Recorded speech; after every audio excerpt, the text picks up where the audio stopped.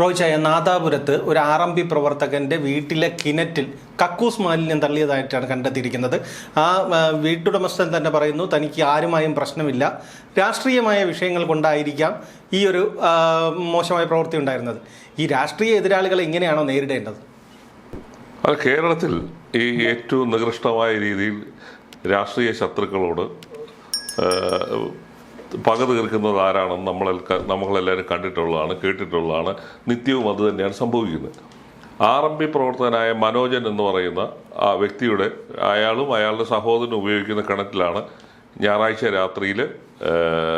ഞായറാഴ്ച രാവിലെ അവർ വെള്ളം കോരാനായിട്ട് ഈ കിണറ്റിലെ വെള്ളം കോരിയെടുത്തപ്പോഴാണ് കക്കൂസ് മാലിന്യം കലർന്നതായിട്ട് അവർക്ക് സംശയം തോന്നുന്നത്. പിന്നെ അത് പരിശോധനയ്ക്ക് അയച്ചപ്പോൾ അതിനകത്ത് കക്കൂസ് മാലിന്യങ്ങൾ കലർന്നതായിട്ട് കണ്ടു. ഒന്ന് ആലോചിച്ച് നോക്കുക, കേരളത്തിൽ ഒരു മനുഷ്യൻ ഈ വേനൽക്കാലത്ത് കുടിവെള്ളം മുട്ടിക്കുന്ന പണിയാണ് രണ്ട് കുടുംബങ്ങളുടെ കുടിവെള്ളം മുട്ടിക്കുന്ന പണിയാണ് CPM എന്ന പാർട്ടി ചെയ്തിരിക്കുന്നത്. ആ മനോജൻ എന്ന് പറയുന്ന വ്യക്തിയോടുള്ള വിരോധം എന്ന് പറയുന്നത് അയാൾ RMPയുടെ പ്രവർത്തകനാണ്.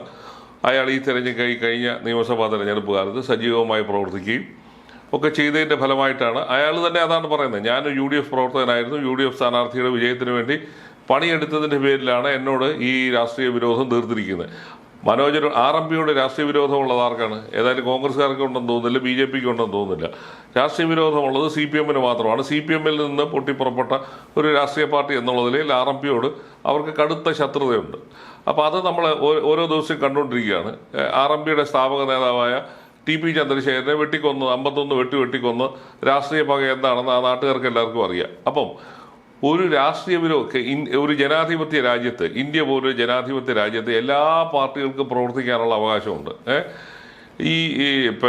അത്തരത്തിൽ ഈ എല്ലാ പാർട്ടികളും പ്രവർത്തിക്കുന്ന ഒരു നാട്ടിലാണ് ഈ രാഷ്ട്രീയ വിരോധത്തിൻ്റെ പേരിൽ വെട്ടിക്കൊല്ലുക, അവരുടെ യോഗം പോയി കലക്കുക, അവരുടെ വീടിന് ബോംബെറിയുക, ഇങ്ങനെ എല്ലാ തരത്തിലുള്ള നികൃഷ്ടമായ കാര്യങ്ങൾ ചെയ്യാൻ ഒരു മടിയുമില്ലാത്തൊരു പാർട്ടിയായിട്ട് CPM മാറിയിരിക്കുകയാണ്. ഈ കഴിഞ്ഞ കുറേ നാളുകളായിട്ട് അവർ ഈ വലിയ ജനാധിപത്യത്തെക്കുറിച്ചും മനുഷ്യത്വത്തെക്കും ഒക്കെ പാടുമ്പോഴാണ് ഇത്തരത്തിലുള്ള മനുഷ്യത്വരഹിതമായ കാര്യങ്ങൾ ചെയ്യാൻ ഒരു അറപ്പുമില്ലാത്ത രീതിയിലേക്ക് അണികളെ വളർത്തിവിടുന്ന ഒരു രാഷ്ട്രീയ സംസ്കാരമാണ് CPM കേരളത്തിൽ വളർത്തിക്കൊണ്ടുവരുന്നത്.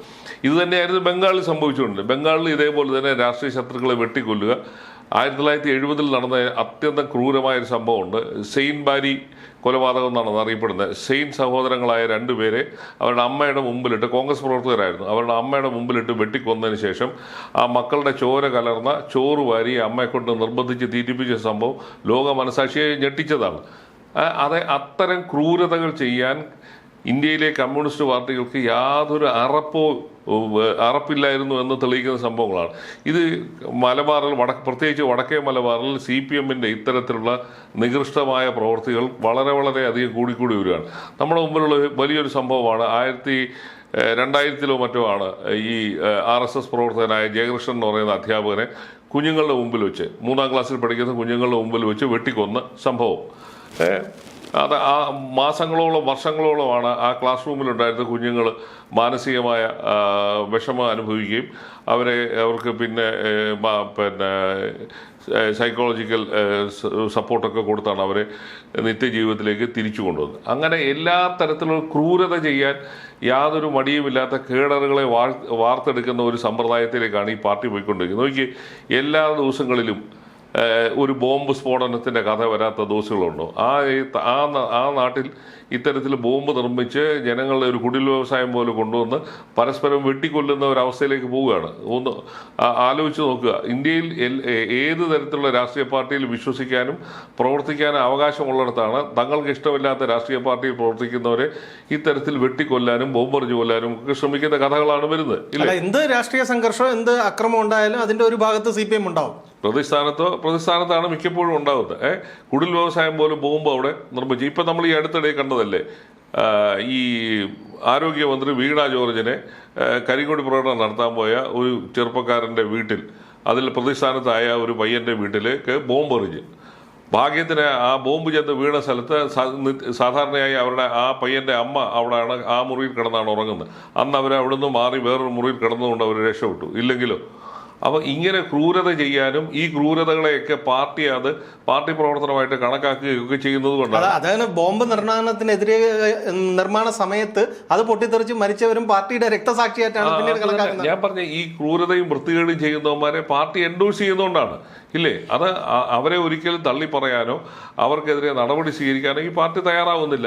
കാരണം ഇത്തരം ക്രിമിനലുകളെ പാർട്ടി വളർത്തിക്കൊണ്ടുവരുന്നതാണ്. കാരണം അവിടെ അവരുടെ നിലനിൽപ്പിന് ഇതെല്ലാം ആവശ്യമാണ്. നമ്മൾ കണ്ടതല്ലേ, ടി.പി. ചന്ദ്രശേഖരനെ വധിച്ച കേസിലെ പ്രതികൾക്ക് പാർട്ടി ഒരുക്കി കൊടുക്കുന്ന സഹായങ്ങൾ ഇല്ലേ? അവർക്കെല്ലാം നിരന്തരം പരോൾ അനുവദിക്കുന്നു, അവരുടെ കല്യാണം നടത്തി കൊടുക്കുന്നു, അവരുടെ വീട്ടിലേക്ക് മാസം ഇത്ര രൂപ വെച്ച് കൊടുക്കുന്നു. ഇതെല്ലാം നടത്തിക്കൊണ്ടിരിക്കുകയാണ്. അല്ല, അവർക്ക് ജയിലിൽ കിടക്കാനാണ് സമയമില്ലാത്തത്, മുഴുവൻ സമയം പുറത്താണ്. അത് തന്നെ. അപ്പൊ അത് ക്രിമിനലുകളെ സംരക്ഷിക്കുകയും ക്രിമിനലുകൾക്ക് രക്ഷാകവചം ഒരുക്കി കൊടുക്കുകയും ചെയ്യുന്ന ഒരു പാർട്ടിയായിട്ട് CPM മതപ്പതിച്ചു.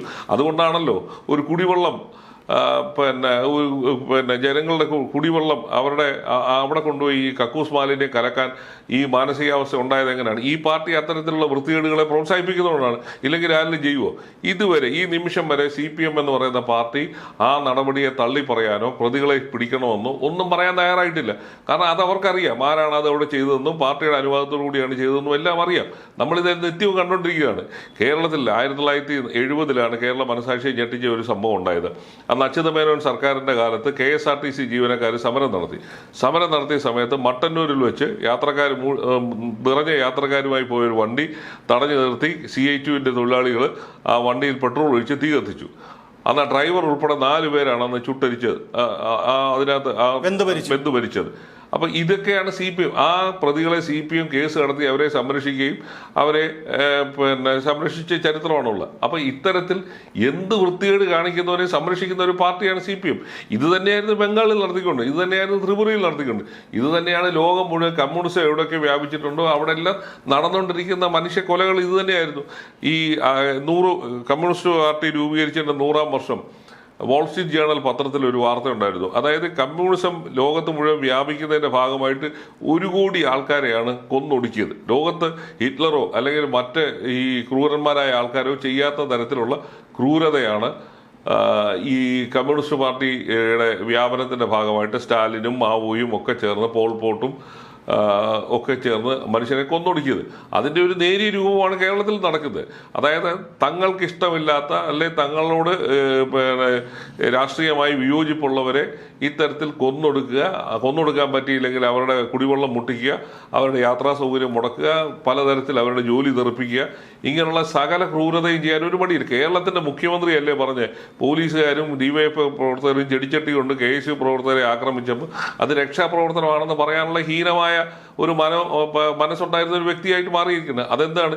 ഈ പാർട്ടി പഠിപ്പിച്ച ഒരു സംസ്കാരത്തിന്റെ ഭാഗമാണ് ഈ കേരളത്തിന്റെ മുഖ്യമന്ത്രിയും. അതുകൊണ്ടാണ് അദ്ദേഹം പോലെ തന്നെയാണ് താഴേക്കിടയിലുള്ള കേഡറും പറയുന്നത്. ഈ കൊണ്ടുപോയി മാലിന്യം കലർത്തിയതിനെ അവരതിനെ ന്യായീകരിക്കുകയാണ്. അപ്പൊ ഏതായാലും ഈ ഭരിക്കുന്ന കാലത്തോളം CPMന്റെ പ്രവർത്തകരെ പോലീസ് അറസ്റ്റ് ചെയ്യുമെന്ന് നമുക്ക് വിശ്വസിക്കാൻ കഴിയത്തില്ല. അത് നടക്കാനും സാധ്യതയില്ല. അപ്പം ഇത്തരത്തിലുള്ള എന്ത് വൃത്തികേടുകളെയും ന്യായീകരിക്കുകയും ഭരണത്തിന്റെ സൗകര്യം ഉപയോഗിച്ച് അതിനെ മറച്ചു പിടിക്കുകയും ചെയ്യുന്ന ഒരു സംസ്കാരമാണ് കേരളത്തിൽ ഈ കഴിഞ്ഞ 10 വർഷം നടന്നുകൊണ്ടിരുന്നത്. അപ്പം ഇനിയെങ്കിലും ഇത് ആവർത്തിക്കണമെന്ന് പാർട്ടി ആലോചിക്കേണ്ടതാണ്. ഇന്ത്യയിൽ ഒരു കേരളം പോലൊരു ചെറിയൊരു തുരുത്തിൽ മാത്രം ഒതുക്കി നിൽക്കുന്ന ഒരു പാർട്ടി മനുഷ്യരുടെ ഇടയിൽ നിന്ന് കൂടുതൽ അകന്നു പോവുക, ഇത്തരം ദുഷ്പ്രവൃത്തികൾ ചെയ്തിട്ട് മനുഷ്യരുടെ ഇടയിൽ നിന്ന് അകന്നു പോകുന്നതിനെ കുറിച്ച് പോലും പാർട്ടിക്ക് ചിന്തിക്കാൻ കഴിയുന്നില്ല എന്നുള്ളതാണ്. അപ്പോൾ ഇതൊക്കെ ശരിയാണെന്നും ഇത് ചെയ്തതിൽ തെറ്റില്ല എന്നും വിശ്വസിക്കുകയും അതിനെ പ്രോത്സാഹിപ്പിക്കുകയും ചെയ്യും. നമ്മൾ കണ്ടതല്ലേ, ശബരിമലയിൽ അയ്യപ്പന്റെ സ്വർണം അടിച്ചുകൊണ്ട് പോയവന്മാരെ ഇപ്പോഴും പാർട്ടി സംരക്ഷിച്ച് ചിറകിന്റെ കീഴിൽ നിർത്തിയിരിക്കുകയാണ്. ഒരുത്തർക്കെതിരെ ഒരു നടപടിയില്ല. അവരെ എല്ലാം രക്ഷിക്കാൻ വേണ്ടിയുള്ള പണികളാണ് ചെയ്തത്. ഇങ്ങനെ എന്ത് നീച പ്രവർത്തികളും ചെയ്യുന്നവരെ സംരക്ഷിക്കുന്ന ഒരു സംവിധാനമായിട്ട് ഈ പാർട്ടി അധപ്പതിച്ചു. അതുകൊണ്ടാണ് അന്യന്റെ കിണറ്റിൽ കൊണ്ടുപോയി മലം കലർത്തിയിട്ട് അതിനെ ന്യായീകരിച്ച് നടക്കുകയാണ്. അതിനെ ന്യായീകരിക്കാനും ഈ പാർട്ടിക്കകത്ത് ആളുണ്ടെന്നുള്ളതാണ് ഏറ്റവും സങ്കടകരമായ സ്ഥിതി.